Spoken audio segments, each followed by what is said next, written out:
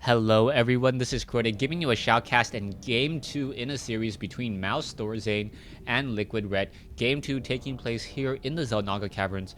This is the MLG version of Xel'Naga Caverns. If you have not seen it, first of all, first thing to take a note is there's a supply depot on the bottom of the ramp so that you cannot actually wall in your opponent early on in the game.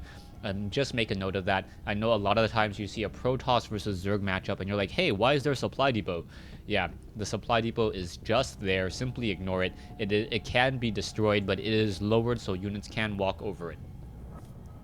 Now, this is game 2 in a best of 3 series, I believe, as a supply depot now being placed down there, and going for that 10 supply depot, and now going to perhaps make his way out with a very early SCV. No, changing up the rally point.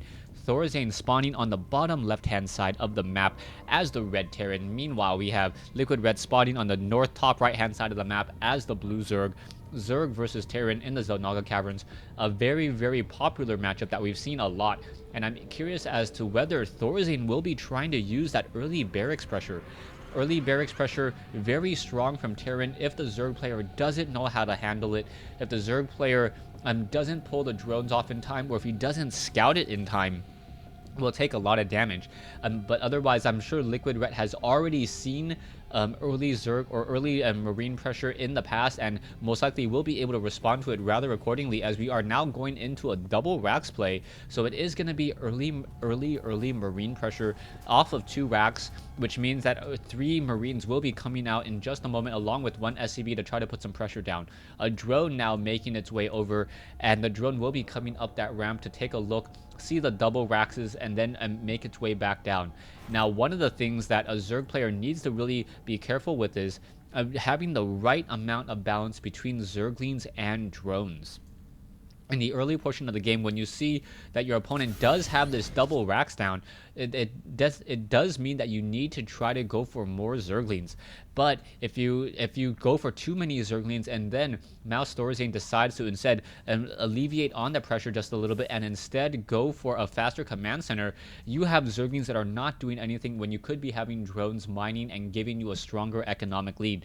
The spawning pool is nearly completed, needing about another 10 seconds or so. Yeah, only 10 seconds or so, as that SCV is still wandering around. The drones now making sure to try to keep up with this 1 SCV, as a Marine now coming over as well, and the Marine getting some damage onto that drone.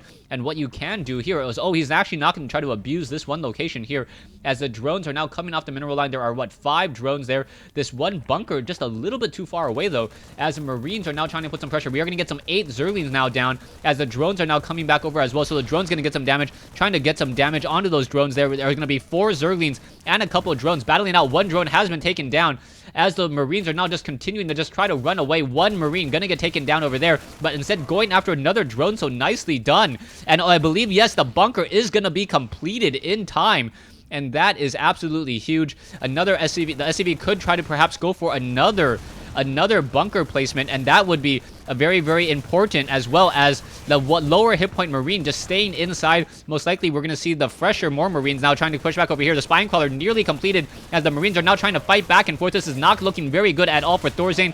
The Spine Crawler just out of position.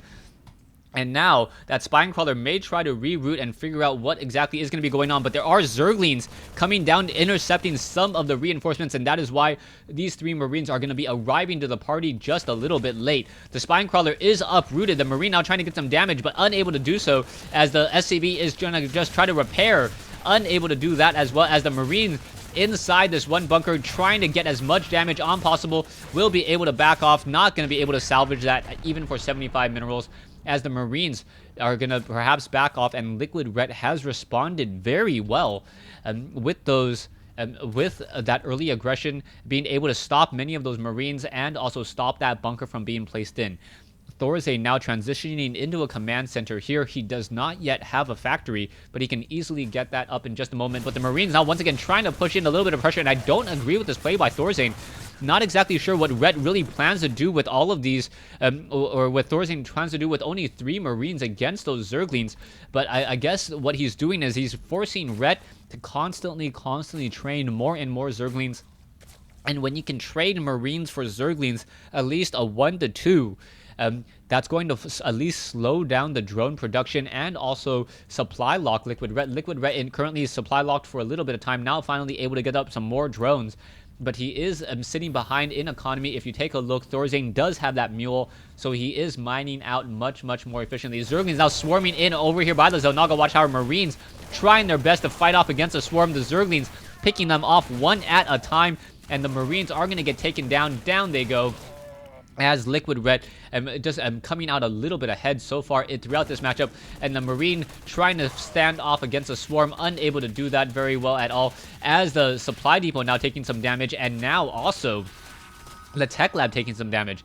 SCVs coming over, going to be able to repair these buildings rather easily. Marines now coming over here as well. We are getting that factory, and we are training up some Hellions, so Blue Flame Hellions will be coming soon, as that is the perfect counter to those sheer number of Zerglings, as we are also getting a lot of drones as well. Evolution Chamber now coming in as an Overlord, now trying to make the flyby, needs to see all the tech that it can. Marines coming in, getting as much damage as possible.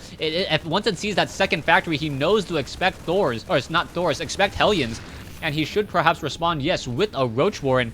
The perfect response there by Liquid Red, knowing that Hellions are coming out. One Hellion going to try to put some pressure down, but that's not going to be enough, especially without that Blue Flame research. Hellions once again trying to do a little bit of a counter push here. Orbital Command, feeling that it is safe to just land at this stage and time. Hellions just activating the Xel'Naga Watchtower there. He does see that the creep is there now coming in, and this one set of destructible rocks nearly has been destroyed. More Hellions and Marines coming out as well. Stim pack nearing completion. More Hellions still being trained, as SCVs finally being transferred from the high ground main base to the natural expansion now, as a Queen and a Hellion duel it out. And the Zerglings just dealing so much damage as well. And towards these destructible rocks, sorry, a little bit of a sound behind me kind of scared me, as Hellions are now pushing their way forward. Roaches should be coming out. Yeah, Roaches will be engaging in just a moment. The Hellions are going to get that Blue Flame research in about another 2 seconds. So the Hellions have a very small window of opportunity before those Roaches are down in order to try to get some damage. And now looks like it is going to try to come in, perhaps finish off those Creep Tumors. One set of Creep Tumors have been destroyed. Another Creep Tumor now going after a Queen. And now the Hellions need to back off, getting some more damage. And that Queen is just an easy free target for the taking right now, as the Roaches do not have the faster movement speed. And Roaches now Hellions now trying to continue to back off those Creep Tumors. Do not have any building armor, but still not getting taken down there, as the Roach continuing to give chase once more. Back over here, and we have another hatchery down over here by Liquid Red. So Liquid Red running off of 2 base, 3 hatchery. We'll get up another base in just a moment. More barracks being placed down by Thorzain, preventing any run-in from this side as well. And I like this play by Thorzain, trying to make better choke points when at all possible. One barracks over here on the back, making sure that no units are able to come in from the back. And Thorzain deciding to only stick to 2 base play with only 1 starport and a lot of barracks, and perhaps trying to get up some siege tanks as well. Hellions now sitting over there by the Xel'Naga Watchtower. And let's take a look at Liquid Red. Liquid Red finally transferring some of those drones over, sitting on 67 drones. A very significant number of workers, more than 52. Obviously 67 greater than 52. And Liquid Red needs to just be very careful at this stage in the game. He doesn't want to overplay his hand. He doesn't want to push out too aggressively. If he does, he may run straight into a siege line and then just take a little bit too much damage. Once again, you can see those Creep Tumors, how important they are to get destroyed. Roaches are not nearly as fast as those Hellions, but now you can see one Hellion quickly destroyed there. Marines now trying to engage, an SCV able to just swing by and run around from that side. We are getting some Zerglings now trying to run in from that far side. The Marines are not upgraded at all. They have Stim Pack, but no combat shield and no weapons upgrade, as the Zerglings now going to be able to funnel through here. Thorzain not realizing that one of his own supply depots was down, and the Zerglings coming in, getting in so much damage already. But this is going to be a counter push as well, as the siege tanks are in the back over here. The Marines and the Hellions going to be trying to push in. Both sides getting a lot of damage so far, but I believe the Marines are going to finish that off, as the Marines and now bunkers being positioned in very slowly. Another siege tank just going to continue that slow push forward, as the Zerglings now try to push in, unable to do so. And now the Marines need to get back in on that far side. Now be able to fight back against this swarm of Zerglings. Nothing in over here. SCV needs to come in over and try to repair. Not on auto repair at all. The siege tanks are going to slowly push their way forward and start dealing damage towards that hatchery. There are, what, 3 siege tanks grouped together, and now the Banelings coming in, Zerglings coming in from the back as well. A lot of damage to be had. The Banelings now going after the bunker, dealing so much damage, now going after some siege tanks as well. But the Marines now able to come in and get that damage back. The siege tanks out of siege mode do deal a significant amount of damage towards roaches, as well as the Marines are once again going to try to reestablish that siege line. But Ret in a dominant position. The medevac should just try to hot pick up all of those units and get the heck out of there. Thorzain sitting on a much smaller army at this stage. He does have a decent amount of gas. The Roaches once again coming in. The Marines now trying to fight back against over here. The Roaches are now continuing to push their way in, but that's not good news for Ret. Ret perhaps trying to push in just a little bit too aggressively and lost a lot of his Roaches. Those Roaches took a large amount of damage as those siege tanks were able to get a lot of splash damage across those tightly packed group of Roaches. Destructible rocks, these rocks will get taken down. Most likely a planetary fortress will get set up here. Zerglings going to be able to fight back even further as these rocks down to 884 hit points, but this large army of Zerglings and Roaches coming in along the left side.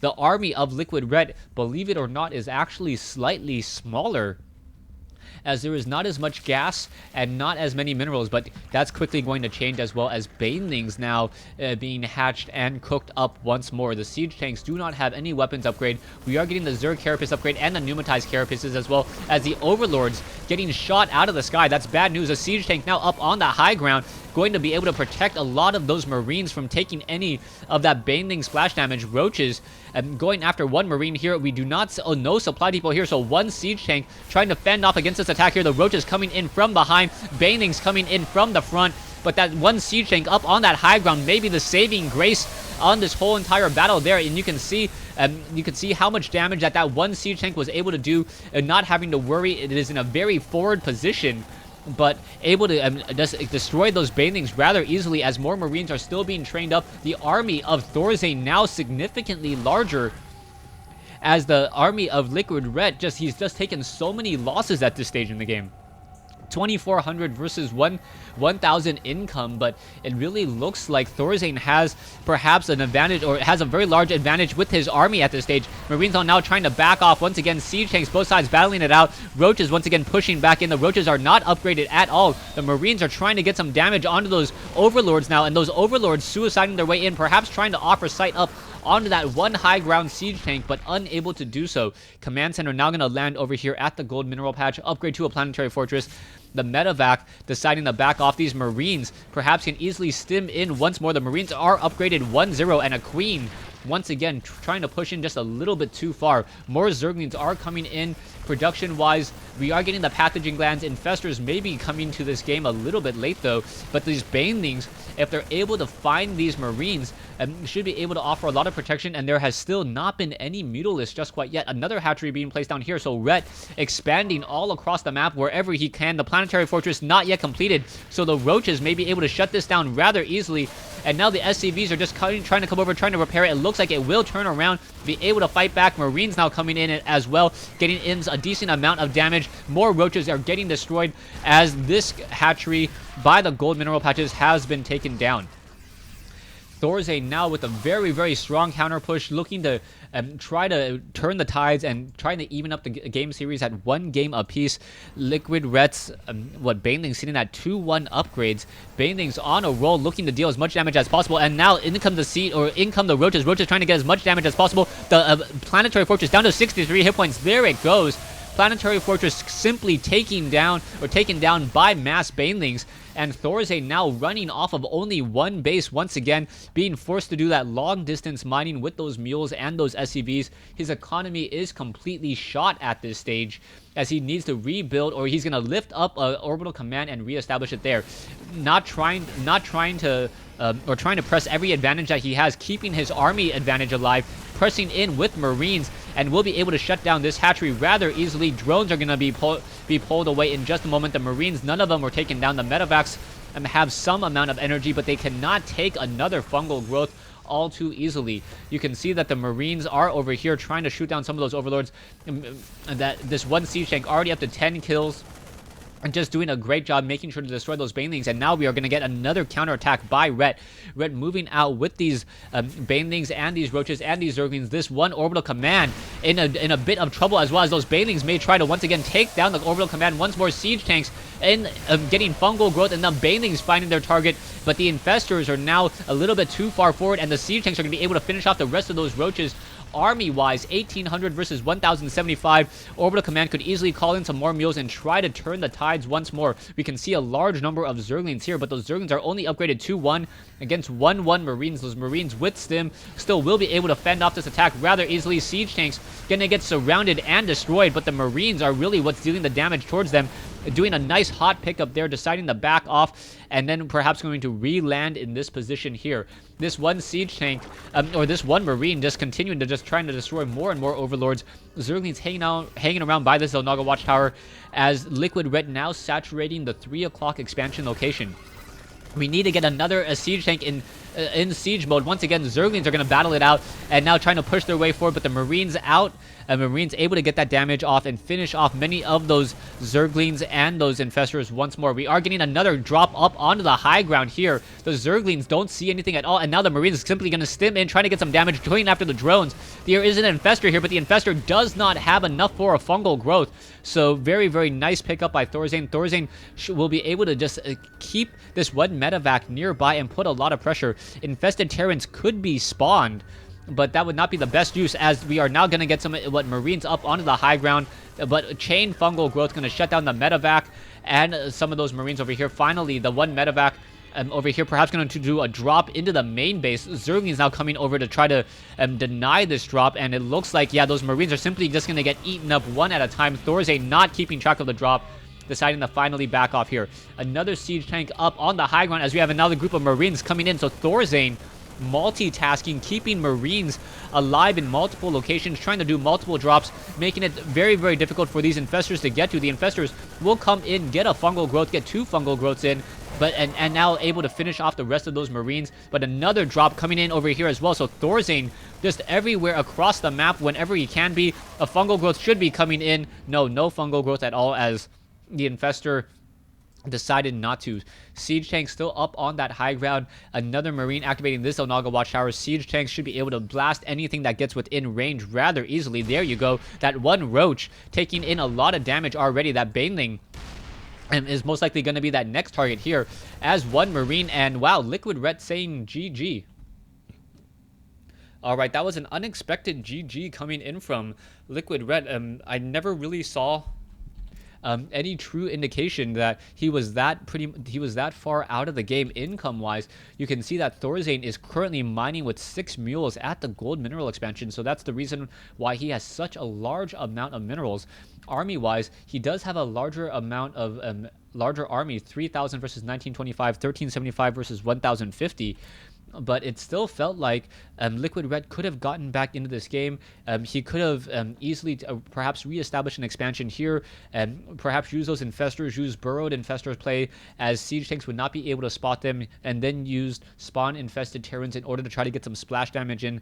There's no planetary fortress off here. So with no planetary fortress off in this location, it would be easy to try to come in and swarm in with Zerglings, even Infestors coming in along the bottom side here, and then spawning infested Terrans straight into the mineral line would have dealt a lot of damage, as well as the siege tanks would have just started splashing so much. Thanks for watching. Thanks for listening. I hope you guys enjoyed Game 2 in this Best of 3 series. Stay tuned for Game 3.